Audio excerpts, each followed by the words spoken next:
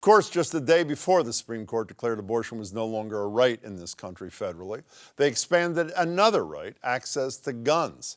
In another 6-3 ruling Thursday, the justices struck down that New York law that said people needed to show a specific need in order to carry a concealed gun outside the home. And with that, the doors were thrown wide open for future lawsuits against the several other states that have similar common sense restrictions on gun ownership, like right here in Massachusetts. I'm joined by John Rosenthal, co-founder of Stop Handgun Violence and a longtime advocate for stronger gun safety measures. John, it's good to see you. Thank you. You know, the conventional wisdom in anticipation of that Supreme Court decision, and even when it came down, was the Massachusetts law is so similar to the New York law that if the New York law is gone, Massachusetts will be next. But you and David Hogg from March for Our Lives wrote a piece in the Globe saying that they are different enough that we should not fear. Was that not putting hope ahead of reality, or no? I think they are different enough. There's a big difference between, quote, proper cause, the reason why you're carrying a gun, versus being a suitable person to carry a gun. You know, I know it sounds like words, but I think it's different enough. I also took some heart in Alito's opinion that, you know, he is not undoing Heller or McDonald.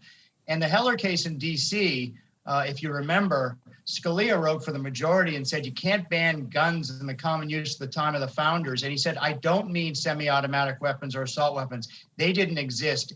And like all rights, they are not unlimited, and you put reasonable restrictions on how guns are sold. So I think we're going to be okay, frankly. But I mean, remember, this is not your grandfather's court. These are conservative judges who seem more interested in changing culture than respecting laws, as far as I could tell. Well, also, you're in part depending upon what Justice Alito said, but Margaret Marshall was on the radio with us, the woman who wrote the same-sex marriage decision 20 years ago, and said, and I'll be less polite than she was, don't believe him for a second. So the notion that he says that, I mean, the bottom line, without giving people a headache, is it seems to me at least, the issue with the Supreme Court was they don't want any discretion in the hands of local people like our police chiefs here. And even though you think the discretion in Massachusetts is narrower, it is discretion nevertheless, correct? Oh, it's absolutely discretion. I mean, who knows their people better than local police chiefs? And so far, all of our laws have been upheld, have been challenged and upheld. I mean, but, you know, the future is uncertain when you've got activist judges who, again, you know, don't seem to really respect the past and are trying to, you know, make rules up as they go. Well, you know, I want to quote you to you in that same op-ed. You say near the end, but will the Supreme Court end there? Where are areas, what are directions in the gun world and the gun owners' rights world that worry you most that they may go down next? It's a good question. I mean, clearly the gun lobby has a take no prisoners approach. They think that even a background check is an imposition on gun owners' rights. That's not what the Supreme Court has said in the past. But remember, you can't even get 60 senators to support a background check, where you need a background check to drive a school bus. I mean, you need an ID to get a Claritin, but not to buy 1,000 weapons a day in 32 states from private dealers. I mean, it's anybody's guess. But I do know that urban Massachusetts has the most effective gun laws. We've reduced the rate of gun deaths by 40%. And if every single state had simply the low gun death rate and treated guns like cars like Massachusetts, 27,000 lives could be saved a year without any inconvenience to law-abiding gun owners. So, you know, if the goal were to actually protect people with good, strong gun safety laws without infringing on the Second Amendment, look no further than Massachusetts. Unfortunately, I think this Supreme Court, you know, may go further.